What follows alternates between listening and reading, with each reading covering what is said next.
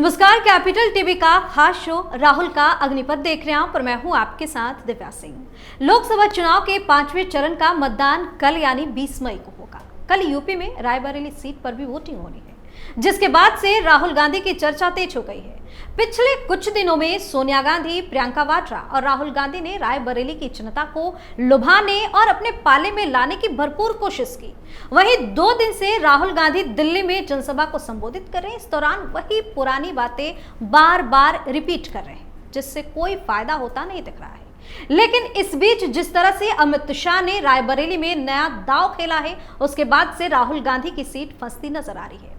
बता दें कि यहां से बीजेपी ने दिनेश प्रताप सिंह को अपना उम्मीदवार घोषित किया है, जिससे राहुल गांधी की मुसीबतें बढ़ती नजर आ रही हैं। ऐसे में सवाल यह है कि क्या राहुल गांधी अपनी सीट बचा पाएंगे या अमित शाह के दांव के आगे सब कुछ फेल हो जाएगा। आज इसी पर चर्चा करेंगे। मेरे साथ स्टूडियो मौजूद हैं कैपिटल टीवी के एग्जीक्यूटिव एडिटर राजीव जी। सर, आपका स्वागत है। धन्यवाद। कल वोटिंग होनी है, रायबरेली में भी है, तो क्या लग रहा है इस बार राहुल गांधी अपना सीट बचा पाएंगे? देखिए, धड़कनें तो तेज है, राहुल गांधी की धड़कनें तेज है और सोनिया गांधी गई वहां पर और उन्होंने रायबरेली की जनता से कहा कि देखो भाई, हम तो नहीं संभाल पाए राहुल गांधी को, अब तुम ही लोग संभालो, हमारा खोटा सिक्का नहीं चल रहा था, तुम्हारे हवाले कर दिए हैं। राहुल गांधी को रायबरेली के हवाले करके आई। प्रियंका वाड्रा बार बार वहां जाकर संगठन में पकड़ मजबूत करने की कोशिश कर रही हैं। हालांकि प्रियंका वाड्रा अंदर से ये नहीं चाहती हैं कि राहुल गांधी वहां से कोई बड़े मार्जिन से जीत हासिल करें। उनकी सीट लग रहा था कि रायबरेली से प्रियंका वाड्रा खड़ी होंगी और अमेठी से राहुल गांधी को चुनाव लड़ने का मौका फिर से मिल सकता है। लेकिन जब प्रियंका वाड्रा का टिकट कट गया तो उन्होंने पूरे चुनाव से ही अपना टिकट कटवा लिया कि इस बार हम चुनाव ही नहीं लड़ेंगे। अब चुनाव लड़ने का समय प्रियंका वाड्रा को कब आता है ये तो आगे का समय बताएगा, क्योंकि नेहरू गांधी परिवार की बात करें तो सोनिया गांधी की बात छोड़ दीजिए, वो राजनीति में आई राजीव गांधी की हत्या के बाद। लेकिन ये राहुल गांधी तो 33-34 साल की उम्र से ही सांसद बन गए थे। फेल्यूअर बिजनेस के बाद जो उन्होंने बाद में शुरू किया था, जब वो ब्रिटेन से लौट कर आए थे तो यहाँ पर एक बैकअप कंसल्टेंसी प्राइवेट लिमिटेड शुरू की थी। मुंबई की बेस्ट कंपनी थी और एक कंसल्टिंग सर्विस देते थे, कंसल्टेंसी का काम करते थे। वहाँ पर 2002 से 4 तक उस बिजनेस का कुछ नहीं हो पाया, पूरे कॉन्टैक्ट के बावजूद भी। लेकिन उसके बाद इन्होंने सोचा कि पुराना पेशा जो हमारा है, व्यवसाय है राजनीति का, और उसमें वापस आए। 2004 से अब तक सांसद हैं। लेकिन प्रियंका वाड्रा क्या अब 60 साल में सांसद बनेगी? इस संगठन में ही काम करते रहेगी? उनके अंदर इस बात का टीस तो है कि न मुझे टिकट दिया गया और न ही इनके हस्बैंड रॉबर्ट वाड्रा, जो बार बार चिल्ला रहे थे मुझे अमेठी से ही दे दो, कम से कम रायबरेली से नहीं दे रहे तो अमेठी से ही दे दो। प्रियंका वाड्रा चुनाव नहीं लड़ेगी, रॉबर्ट वाड्रा तैयार है चुनाव लड़ने के लिए, वहां से भी टिकट नहीं दी गई और इसके कारण प्रियंका वाड्रा के अंदर थोड़ा टीस तो है। लेकिन धड़कनें तेज है सोनिया गांधी की भी, और राहुल गांधी तो परेशान शुरू से ही हैं। इसलिए ये लोग चुनावी स्ट्रेटजी के तहत एक इमोशनल कार्ड खेलने की कोशिश कर रहे हैं। जितने भी इनके चुनाव प्रचार हैं उसमें मुद्दों की बात नहीं होती है रायबरेली की, उसमें बात क्या होती है, इनके विरासत की, पुरानी परंपराओं की। श्रीमती इंदिरा गांधी, राजीव गांधी, फिरोज गांधी की बात नहीं करेंगे, जो फिरोज खान थे इनके दादाजी, उनकी बात नहीं करेंगे, लेकिन इंदिरा गांधी की बात करेंगे। जवाहरलाल नेहरू की बात करेंगे। इंदिरा गांधी और फिरोज गांधी के बीच में वो गैप रख लेते हैं और उसके बाद एक पीढ़ी और आगे चल जाते हैं कि जवाहरलाल नेहरू भी यहाँ पर बहुत सारा काम किए थे। और उसके बाद ये जो प्रियंका वाड्रा और राहुल गांधी दोनों कार पर चलते हुए वीडियो बनाते हैं कि बचपन में हम कैसे इन गलियों में घूमा करते थे, प्रियंका वाड्रा केक बनाती थी, हम जो टॉफी बांटते थे, बच्चे थे तो पोस्टर इकट्ठा किया करते थे, बचपन की यादें बता रहे हैं। लगता जैसे है कि रायबरेली में ही इनका सारा बचपन गुजरा है। अरे, रायबरेली में चुनाव प्रचार के दौरान ही तो जाते थे, ऐसे तो दिल्ली में ही रहते थे, उसके बाद विदेश चले गए पढ़ाई लिखाई करने के लिए। रायबरेली कितने दिनों तक वहां के लोगों के साथ रहने गए, क्या एक कोई ठिकाना है, घर है रायबरेली के अंदर? जब आप कहते हो कि 70 सालों से हमारा जुड़ाव है, 7 दशकों से हमारा जुड़ाव है इस क्षेत्र से, तो ये तो इमोशनल कार्ड खेलने का मतलब है कि मुद्दे आपसे फिसल गए हैं, लोग आपसे नाराज हैं। सोनिया गांधी से भी, राहुल गांधी की तो बात ही छोड़ तो दीजिए। इमोशनल कार्ड का कोई असर होगा क्या, जो ये लोग इमोशनल कार्ड खेलने की कोशिश कर? देखिए, अगर असर होना होता तो अब तक रायबरेली की ये जो खबरें आ रही है हर जगह से, उसमें एक तरफा बातें की जाती कि देखिए भाई, राहुल गांधी वहां से किसी भी हाल में बड़े मार्जिन से जीतेंगे, जबकि सोनिया गांधी का मार्जिन खिसकता जा रहा था। अब राहुल गांधी उसको बढ़ा देंगे, क्योंकि सोनिया गांधी जब राजनीति में आई और उसके बाद वहां से चुनाव लड़ना शुरू की, तो पिछले 3 चुनावों का आंकड़ा देखेंगे तो हमेशा सोनिया गांधी का मार्जिन कम होता गया, उनका वोट खिसकता गया। आखिरकार सोनिया गांधी को तो वोट आधार बढ़ाना चाहिए। जब आप सांसद बनी वहां से, तो आपका अगर कमिटमेंट होता, लोग आपको पसंद करते, आप वहां पर काम करती, तो और ज्यादा लोग जुड़ना चाहिए था। आपकी 2004 से 14 तक सरकार भी रही, लेकिन 14-19 ये चुनावों की बात कर लें तो 2009 में इनको 72% के आसपास वोट मिले थे। और 2009 के बाद 2014 में क्या हुआ? 2014 में इनका वोट घट गया। सोनिया गांधी का वोट घटा है रायबरेली के अंदर, और ये आ गई 63% पर, यानी कि वहां 63% लोगों ने वोटिंग किया सोनिया गांधी के लिए। 9% के करीब का मार्जिन है, यानी 9% लोग सोनिया गांधी से अलग हो गए। लेकिन उसके बाद 2019 के चुनाव में वहां भी सोनिया गांधी मात ही खाई। अगर कोई इतने बड़े लीडर पहले के अपने परफॉर्मेंस से नीचे स्तर का परफॉर्मेंस दिखाता है, तो इसका मतलब है कि डर उनके अंदर है और वो चुनाव हार रही हैं धीरे धीरे। 63% से 55% वोटिंग हुई थी उस बार।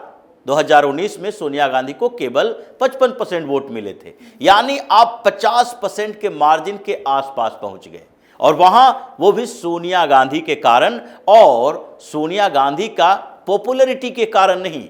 कुछ पुराने कांग्रेसी ये जो संवेदनशीलता लिए हुए हैं, जो कि अभी भी वो जवाहरलाल नेहरू, इंदिरा गांधी, राजीव गांधी की बात कर करके उन्हें भ्रमित किया जाता है, और कुछ इनके एजेंट जो पैसे बांटा करते हैं क्षेत्र के अंदर, और कुछ लोगों को कंफ्यूज किया जाता है कि रायबरेली की अगर चर्चा होती है तो उसकी वजह यही है कि यहां से गांधी नेहरू परिवार चुनाव लड़ता है। जैसे ही ये परिवार यहां से चला गया, तुम्हारे क्षेत्र की चर्चा तक नहीं होगी। कम से कम अभी रायबरेली को सारे लोग जानते तो हैं, तो ये सेलिब्रिटी जैसा फील होता है वहां के लोगों को कि हम ऐसे क्षेत्र से हैं जहां राहुल गांधी, सोनिया गांधी जैसे लोग चुनाव लड़ते हैं। तो इसलिए ये जो वोट घट रहा है सोनिया गांधी का, और सोनिया गांधी के बाद अब राहुल गांधी आए हैं, तो इनका समझ लीजिए कि अगर 55% वोट पिछले बार आया सोनिया गांधी को, और 10 सालों में लगभग 17 से 18% खिसका है सोनिया गांधी का पर्सनली, तो राहुल गांधी के तो रेपुटेशन ऐसे ही कम है। अगर ये घटकर 40% के आसपास चला गया, भारतीय जनता पार्टी जैसे वहां पर अपनी स्थिति मजबूत कर रही है, 42-45% चला गया, तो फिर राहुल गांधी तो चुनाव हार जाएंगे। ऐसी स्थितियां दिखाई पड़ रही है, क्योंकि सोनिया गांधी, राहुल गांधी और कांग्रेस, इनको अलग अलग करके देखा जाना चाहिए। ये लोग चुनाव वहां से लड़ते रहे, जीत हासिल होती रही सोनिया गांधी को, लेकिन जो 5 विधानसभा की सीटें वहां पर है, वहां पर तो एक भी सीट इनके पास नहीं है। पिछली बार अदिति सिंह की सीट थी रायबरेली सदर से, लेकिन वो भी भारतीय जनता पार्टी में आ गई।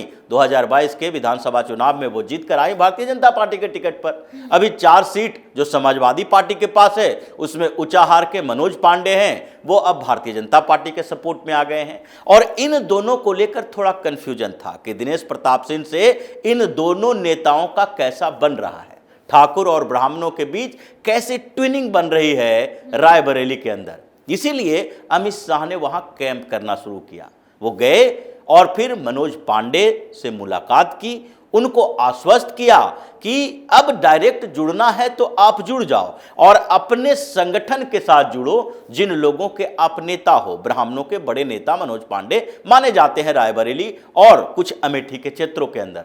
तो इसलिए मनोज पांडे ने जब अमित शाह के साथ प्रचार करना शुरू किया, रैली में शामिल हुए, तो वहां के उनके समर्थकों के बीच कंफ्यूजन खत्म हो गया। अब जो बची हुई 3 सपा की सीटें हैं विधानसभा की, उन 3 सीटों में परेशानियां बढ़ रही है और उसको लेकर राहुल गांधी और अखिलेश यादव के ज्वाइंट रैलियों का भी असर नहीं दिखा और अमित शाह बार बार वहां पर जाकर भारतीय जनता पार्टी के संगठन में जो थोड़े बहुत नाराजगी थी, जैसे अदिति सिंह और दिनेश प्रताप सिंह, ये दोनों के बीच भी थोड़ी नाराजगी थी, उसको दूर किया और बोला संगठन के स्तर पर आप लोग काम कीजिए।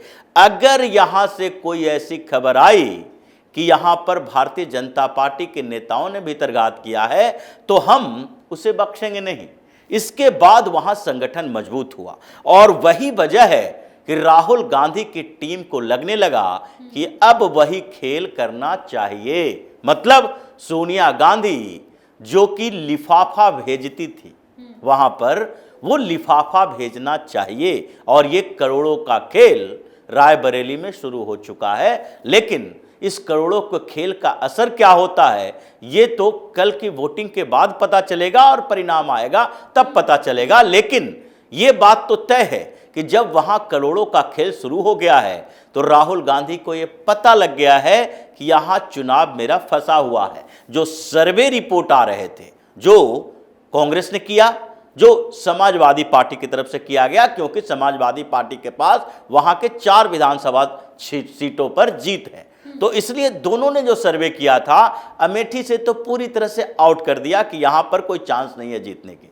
रायबरेली में इन दोनों ने कहा था कि चांस है 50-50% हम रिस्क लेकर चल सकते हैं। और अखिलेश यादव जब यहां अपने विधायकों को पूरी तरह से वाइब्रेट कर दें तो उसके बाद यह संभावना बढ़ सकती है राहुल गांधी बेहतर मार्जिन से जीत सकते हैं। लेकिन जो इस बीच समीकरण बदले हैं उसमें तो राहुल गांधी के लिए मुश्किल दिखाई पड़ रहा है और अगर रातों रात इनके करोड़ों का खेल काम आ गया तब तो ये चुनाव जीत जाएंगे। जैसे वायनाड में भी इन्होंने बहुत मेहनत की, यहां तक कि चार्टर प्लेन बुक करवाए दुबई में रहने वाले लोगों के लिए, यूएई में रहने वाले लोगों के लिए, सारे अरब कंट्री से मुसलमानों को बुलाया गया। वायनाड से पूरी लिस्ट बनाई गई कि कितने लोग अभी रह रहे हैं अरब कंट्री में जो वोट देने के लिए नहीं आ पाएंगे, उन लोगों को पैसा देकर वोट देने के लिए बुलाया गया।